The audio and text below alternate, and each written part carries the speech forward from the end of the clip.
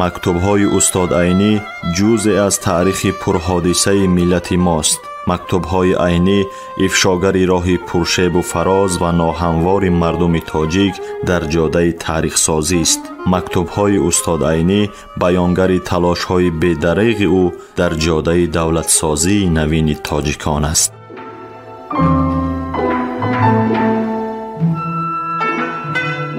سامیان عزتمند، حالا شما از بخش خوانش ادبی مکتوب‌های استاد عینی را با نویسندگان و اندیشمندان همزمانش با چهره‌های علم و ادب تاجیک در تهیه، تحریر، برگردانی و نشر آن کارمندان اینستیتوت زبان و ادبیات به نام رودکی اکادمی ملی علم‌های تاجیکستان، ادبیات شناس انزورت ملکزاد و گلبهار عثمانова سهم گذارند. در قرائت هنرپیشه خلقی تاجیکستان نورالله عبداللهیف شنوید.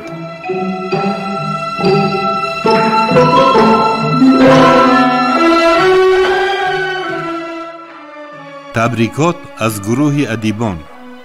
استاد عزیز و ادیب سخنور، در روزی که مملکت جشن می کند، در روزی که هزاران مهنتکشان عید 30 ساله فعالیت ادبی و اجتماعی تو را می گذراند، در روزی که ادبیات شورایی تاجیکستان تنتنه می کند، ما نویسنده و شاعران جوان تاجیکستان به تو حرمت و صمیمیت خود را بیان نموده یوبیلی با شرف تو را تبریک می کنیم.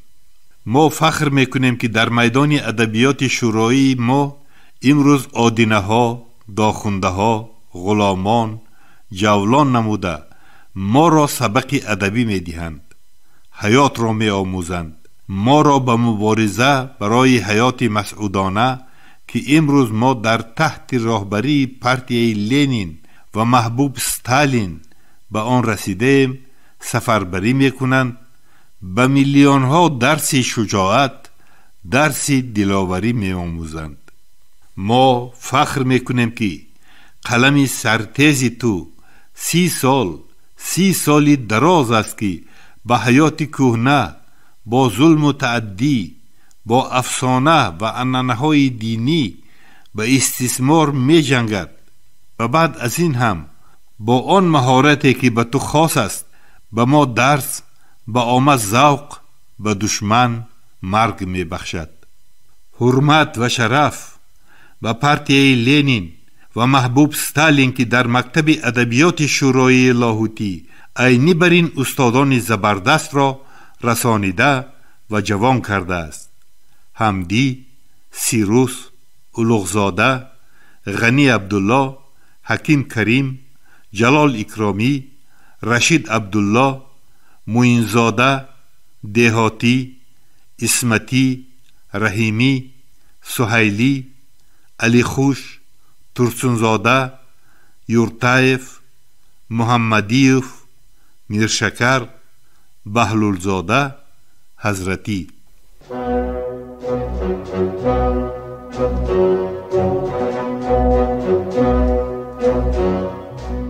خبرهای ناز، همین گونه مژده‌های فرهنگی در نامه‌های استاد عینی سرشار است و استاد عینی در نامه هم درباره وضع معیشی و حالت عیش و عشرت خانوادگی صحبت نمی‌کند. هر یک نامه استاد صدرالدین عینی یک کشفیات تازه علمی است. درباره اهل علم، درباره استعدادها صحبت میکنند، درباره کشفیات‌ها صحبت، درباره تاریخ خلق تاجیک صحبت میکنند. صدها بار ما باید این نامه‌ها را خوانده به بزرگی استاد صدرالدین عینی ایمان بیاوریم، باور حاصل کنیم و خودمان تحقیقات‌های درباره عینی نویسیم. هر یک نامه‌ای که استاد صدرالدین عینی نوشته‌اند، هر یک بیان کننده یگان پهلوی مهمی حیات استاد عینی بوده است.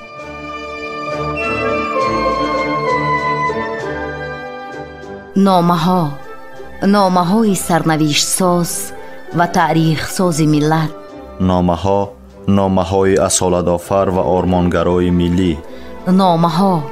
نامه‌های خودشناسی و خودآگاهی ملی.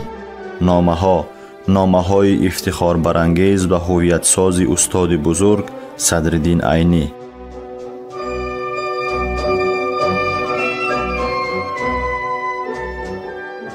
رفیقان قدردان در دنیا هیچ دولتی و خلقی نیست که مانند دولت و خلق تاجیک اهل علم و ادبیات را به این درجه حرمت، غمخواری و قدرشناسی کند.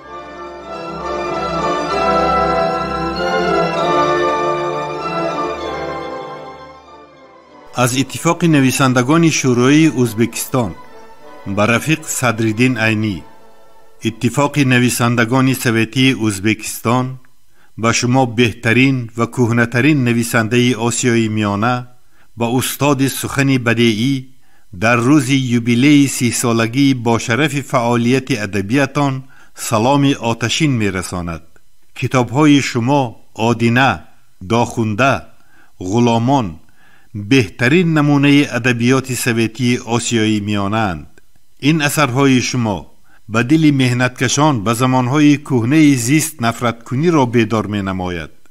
آنان را به مبارزه برای بنیاد نمودن حیات نوی خرسندانه سوسیالیستی سفربری می نماید و خلقهای مستملکه شرقی خارجی را به مبارزه ضد کپیتالیستان خونخوار دعوت می کند. در مملکت سویتی که به آن پیشوای مهنتکشان تمام دنیا رفیق استالین راهبری می کند، همه شرایط ها برای شکفتن مدنیت شکلن ملی و مضمونا سوسیالیستی موجود است.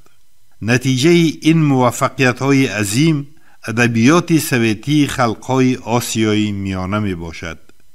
آرزو داریم که شما عمر دراز دیده به منفیت مهنتکشان وطن ما سرمحصولانه کار میکنید. اتفاق نویسندگان شورای ازبکستان.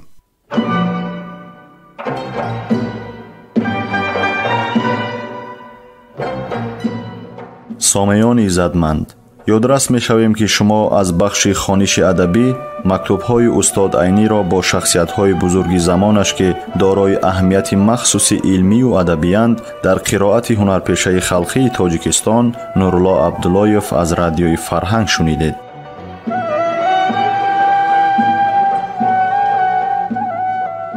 در تهیه و پیشنهاد گفتار سهم گذاشتند صلاح‌الدین نورزاد و لطفیه قربانова. انجام خوانش ادبی شاد و مسرور باشد.